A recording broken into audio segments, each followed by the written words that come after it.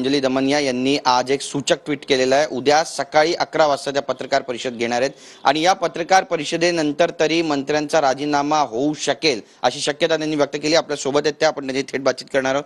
ताई, सूचक ट्विट म्हणावे? हो, मला अगदी वाटलं की थेट ट्विट करण्यापेक्षा एक सूचक ट्विट नक्कीच करावं।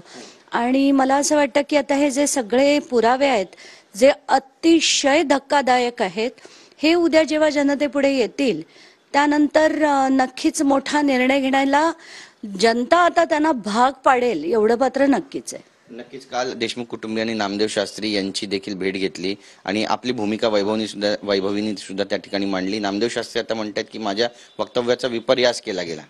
नाही, कुठला विपर्यास? कारण सुरुवातीलाच ते काही वाक्यात म्हणाले की मी त्यांचे, धनंजय मुंडे यांचे डोळे बघितले, त्यांचं अंतःकरण बघितलं, तर तेव्हाच मी देखील ट्विट केलं की तुम्ही त्यांचे डोळे बघितलेत, मग वैभवीचे डोळे कोण बघणार? तिच्या डोळ्यातलं पाणी कोण बघणार? तिचा जन्मभरासाठी जो आधार होता तो निघून गेला, हे कोण बघणार आहे?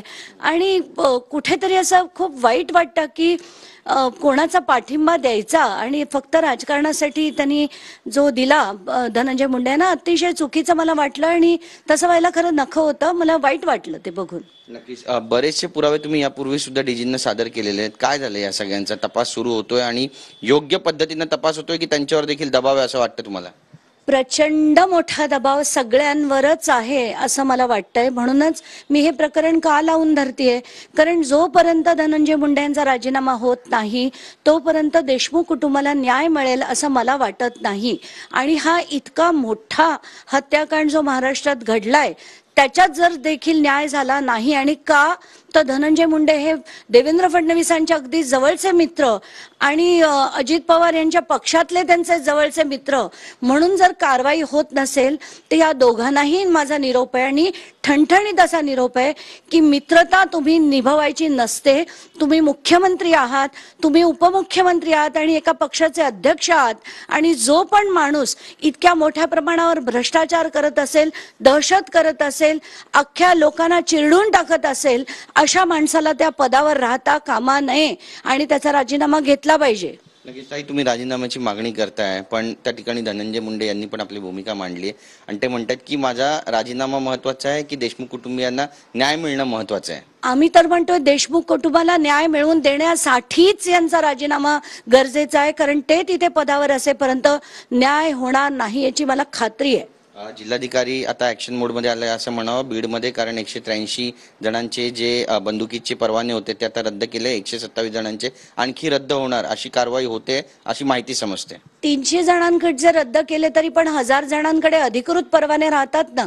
त्या व्यतिरिक्त जे अनधिकृत आहेत त्यांच्याकडच्या जप्तीची काहीच कारवाई नाहीये, कुठेही रेड्स नाहीये। जिथे जिथे आम्ही तर ठिकाणं सांगितली की कुठे तो देशी कट्टा मिळतो त्या कळमला जाऊन, त्या तिथे एक जी गल्ली आहे इराणी गल्ली, तिथे जाऊन रेड्स करायला हव्या होत्या, तर त्याचं पुढे काय झालं माहित नाही।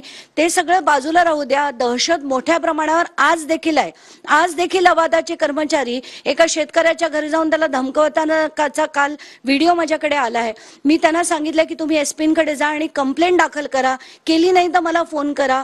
या सगळ्या गोष्टींमधनं दिसतंय की हे सगळं जे चालू आहे ते आज देखील चालू आहे। आणि तोच रमेश गुले जो ज्यांनी पहिल्या FIR मध्ये त्या अवादाच्या कर्मचाऱ्याला उचलून नेलं होतं, अपहरण केलं होतं असा जो गुन्हा आहे, तोच रमेश गुले का शेतकऱ्याच्या करतो।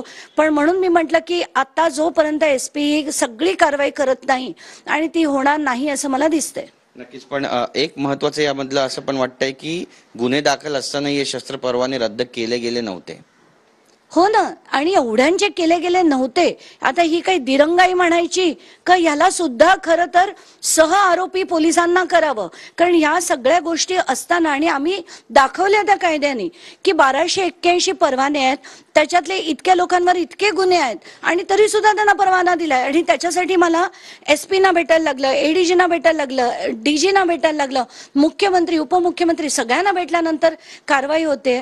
तर ही कारवाई केव्हाच खरं तर व्हायला हवी होती। SP आता उशिरानं का होईना पण कारवाई करतात असं म्हणावं, कारण पोलीस अधीक्षक नवनीत कावत आहेत, त्यांनी आता 51 वाळू तस्करांना पण बोलवलं आणि त्यांच्यावर सुद्धा कारवाईचा बडगा त्यांनी उगारलाय। म्हणजे वाळू तस्कर कोण आहेत हे देखील त्यांना माहिती आहे म्हणजे गंमत मला हीच वाटते की आज जर वाळू तस्कर कोण आहेत हे माहिती आहे, त्यांना बोलवून घेण्यात आलं आणि त्यांना दम देण्यात आला की याच्या पुढे कराल तर कारवाई होईल. म्हणजे तुम्हाला सगळं माहिती होतं, कोण करतंय, कोण वाळू तिथनं उपसतंय, कोण त्याचं विक्री करतंय, सगळं माहिती आहे. गुन्हेगार कोण आहेत सगळे माहिती आहेत, FIR कोणाचे आहेत सगळं माहिती आहे, पण कारवाई होत नाही.